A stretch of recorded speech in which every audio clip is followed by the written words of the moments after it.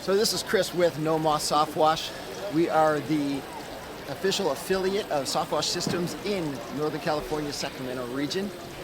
We're out of Elk Grove, California, second generation soft washers, and we just are excited about what we want to show you right now about gutter guards. And what we're using is called Raindrop gutter guards. When your roof gets mossy, because you're going to have about 6 years after you put a roof on, it's going to start getting a little bit of mossy. And about 7-10 years later, you start getting big pieces of moss like this. Your roof starts turning green, and everything starts falling into underneath your existing shingle, whether it's a tile, whether it's made out of the composite barrel style or even rolled steel style. It doesn't matter. This will adapt to any gutter. Goes underneath, water flows right through it. It doesn't flow over top of it. We put a couple screws in it. Anything that comes out of here, it just rolls right off. Rolls right off of it.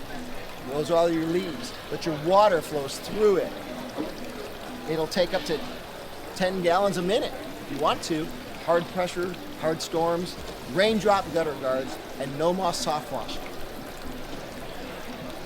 Works great. Awesome.